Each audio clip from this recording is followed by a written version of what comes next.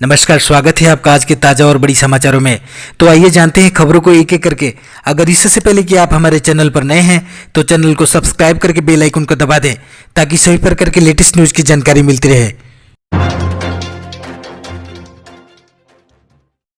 सर्वे के अनुसार फिर से सीएम बनेंगे नीतीश कुमार, बीजेपी को मिलेगी सबसे ज़्यादा सीटें।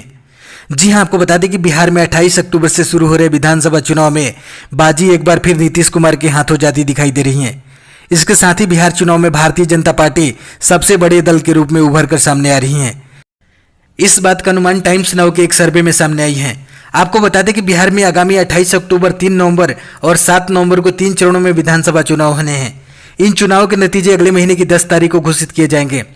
आपको बता दें कि बिहार विधानसभा चुनाव में इस बार भाजपा जनता दल यूनाइटेड गठबंधन और कांग्रेस राष्ट्रीय जनता दल के बीच अच्छा मुकाबला देखने को मिलेगा। लेकिन चुनाव से पहले इस बार आई सर्वे ने एक बार फिर बिहार की सत्ता नीतीश कुमार के हाथों जाते हुए बताया है। वहीं इस बार चुनाव में इस सर्वे ने एक बात साफ कर दी है कि इस चुनाव में भारतीय जनता पार्टी सबसे बड़ी पार्टी बनकर उभरेगी।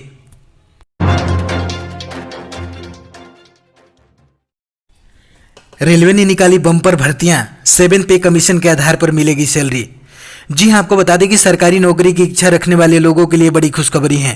भारतीय रेलवे ने बम्पर भर्तियां निकाली हैं। बताया जा रहा है कि इन पदों पर चुने गए लोगों को 7th पे कमीशन के आधार पर सैलरी मिलेगी। जानकारी के मुताबिक रेलवे ने 35,208 पदों पर भर्तियां निकाली हैं। इनमें से 24,605 पद ग्रेजुएट उम्मीदवारों के लिए हैं, जबकि बाकी 10,603 पद अंडर ग्रेजुएट उम्मीदवारों के लिए हैं। बताया जा रहा है कि इन पदों पर भर्ती के लिए ऑनलाइन परीक्षाएं आयोजित की जाएगी। रिपोर्ट्स के मुताबिक आरआरबी क्लर्क कम टाइपिस्ट, अकाउंट क्लर्क कम typist, account keeper, train clerk, commercial कम टिकट क्लर्क, ट्रैफिक असिस्टेंट और स्टेशन मास्टर जैसी भर्तियों के लिए ऑनलाइन परीक्षाएं की जाएगी। इन पदों पर आवेदन के लिए जनरल कैटेगरी के लोगों की आयु 18 से 33 साल होनी चाहिए, जबकि ओबीसी के लिए 18 से 36 साल और एसटी/एससी वालों के लिए 18 से 38 साल की समय सीमा तय की गई है। हाथरस केस में गांव में 4 घंटे तक चला जांच, पीड़िता के भाई को साथ ले गई सीबीआई। जी हां, आपको बता दें कि हाथरस रेप मामले में केंद्रीय जांच ब्यूरो सीबीआई ने जांच पड़ताल शुरू कर दी है। सीबीआई की एक टीम हाथरस में दलित समुदाय की युवती के साथ कथित तौर पर सामूहिक बलात्कार और हत्या के मामले में जांच के लिए मंगलवार को उसके गांव पहुंची। इस दौरान सीबीआई के अफसरों ने गांव के अलग अलग इलाकों में जाकर छानबीन की। इसके बाद टीम ने पीड़िता के भाई को साथ लेकर चली गई। सीबीआई की टीम ने 4 घंटे तक गांव में 3 जगहों पर जांच की। सिर्फ आधे घंटे की पूछताछ के बाद पीड़िता के घर से सीबीआई की टीम रवाना हो गई। पूछताछ के लिए पीड़िता के भाई को टीम अपने साथ ले गई है। सीबीआई की टीम ने जांच पड़ताल के दौरान घटनास्थल पर वीडियोग्राफी कराई और पीड़िता के परिवार के सदस्यों से क्राइम सीन पर सवाल जवाब भी किए। परिवार से सवाल जवाब के बाद सीबीआई की टीम उस स्थान पर पहुंची जहां पीड़िता का दाह संस्कार किया गया था। उसके बाद में पीड़िता के भाई को अपने साथ लेकर चली गई। पीएम मोदी ने कहा, किसानों को अन्नदाता से आगे उद्यमी बनाने का कर रहे हैं प्रयास। जी हां, आपको बता दें कि प्रधानमंत्री नरेंद्र मोदी ने मंगलवार को पूर्व केंद्रीय मंत्री बाला साहब विखे पाटिल की आत्मकथा का विमोचन किया और कृषि व सहकारिता के क्षेत्र में उनके योगदान की सराहना करते हुए उनकी सरकार आज किसानों को अन्नदाता की भूमिका से आगे ले जाकर उद्यमी बनाने का प्रयास कर रही है। वीडियो कॉन्फ्रेंस के जरिए आयोजित इस कार्यक्रम में प्रधानमंत्री ने प्रवर रूरल एजुकेशन सोसाइटी का नाम बदलकर लोक नेते बाला साहब विखे पाटिल प्रवर रूरल एजुकेशन सोसाइटी भी रखा। इस कार्यक्रम में महाराष्ट्र के मुख्यमंत्री उद्धव ठाकरे और पूर्व मुख्यमंत्री देवेंद्र फडणवीस सहित विखे पाटिल परिवार के सदस्य भी शामिल हुए। इस अवसर पर अपने संबोधन में पीएम मोदी ने कहा कि गांव गरीब किसान का जीवन आसान बनाना, उनके दुख और उनकी तकलीफें को कम करना विखे पाटिल साहब का जीवन का मूल मंत्र रहा। मोदी ने कहा कि उन्होंने सत्ता और राजनीति के जरिए हमेशा समाज की भलाई का प्रयास किया।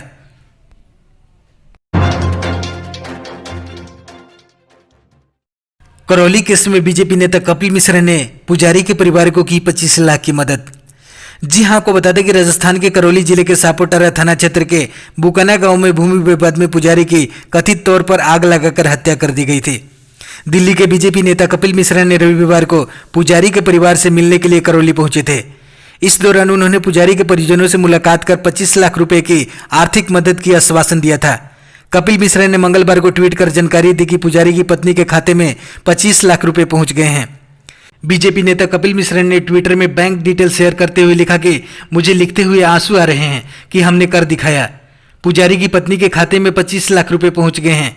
इनमें 15 लाख की एफडी 10 सालों के लिए। हमारे पास 5 लाख रुपए और आए हैं। हम पुजारी के परिवार के लिए एक और पक्का और सुंदर घर बनवाएंगे।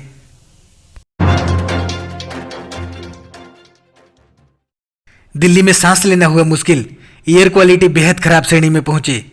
जी हां, आपको बता दें कि दिल्ली एनसीआर में हवा की क्वालिटी लगातार खराब होती जा रही है, जबकि पिछले एक हफ्ते में अगर बात की जाए तो दिल्ली की वायु गुणवत्ता मध्यम से खराब की श्रेणी में आ गई है। इतना ही नहीं, दिल्ली से सटे नोएडा में भी हवा मध्यम से बेहद खराब की स्थिति में आ गई है। आपको बता दें कि पिछले मंगलवार को दिल्ली की एयर क्वालिटी 157 यानी मॉडरेट थी और अब वही मंगलवार को एयर क्वालिटी 239 यानी खराब की श्रेणी में है।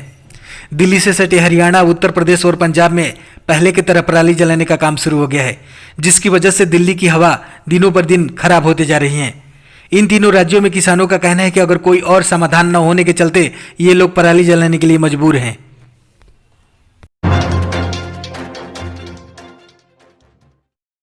त्योहारी सीजन से पहले रेलवे ने यात्रियों को दी बड़ी सौगात, चलाने वाली हैं 392 फेस्टिवल ट्रेनें।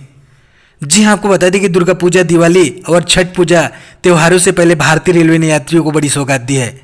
भारतीय रेलवे 20 अक्टूबर से 30 अक्टूबर के बीच 196 जोड़ी यानी 392 ट्रेनें चलाने का फैसला किया है। ये ट्रेन कम से कम 55 किलोमीटर प्रति घंटे की रफ्तार से चलेगी। इन सुपरफास्ट ट्रेनों में यात्रा किराया फिलहाल चल रहे स्पेशल ट्रेनों के बराबर होगा। भारतीय रेलवे के जोनल डिपार्टमेंट अधिक से अधिक थर्ड एसी वाले कोचों के साथ ट्रेन चलाने का फैसला लेंगे। कोरोना काल में जिन नियम शर्तों के साथ ट्रेनें चल रही हैं वह सब इन ट्रेनों में लागू रहेगा। कुछ ट्रेनें रोजाना, कुछ सप्ताह में 4 दिन, कुछ सप्ताह में 2 दिन, कुछ साप्ताहिक चला करेगी। कुछ ट्रेनें सप्ताह में 5 दिन भी चलाया जाएगा।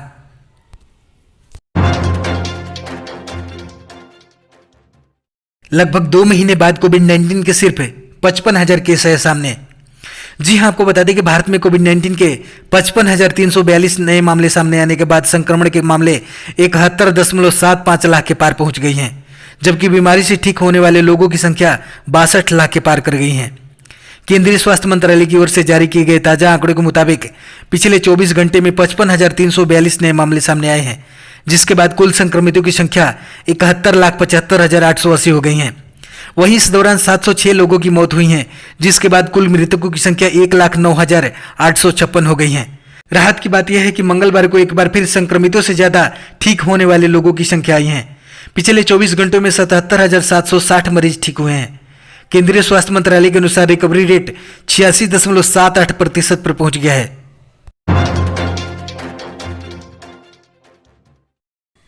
अनलॉक 5 में बच्चों को स्कूल भेजने से पहले माता पिता को कई बातों को रखना होगा ख्याल। जी हां, आपको बता दें कि अनलॉक 5 के तहत 15 अक्टूबर से स्कूल खुलने जा रहे हैं। केंद्र सरकार ने कोरोना काल के बीच राज्यों को स्कूल खोलने की इजाजत दे दी है। हालांकि सरकार ने यह भी साफ कहा है कि सभी राज्य स्कूलों को खोलने के फैसले को लेकर स्वतंत्र हैं, लेकिन कई राज्यों में 15 अक्टूबर से स्कूल खुलने जा रहे हैं। ऐसे में बच्चों के माता पिता के लिए कुछ खास बातों का ख्याल रखना होगा। दरअसल कोरोना के बीच कई सीजन वाली बीमारियां शुरू होने वाली हैं, जैसे फ्लू। ऐसे में बच्चों के माता पिता को फ्लू और कोरोना के बीच अंतर समझना जरूरी होगा।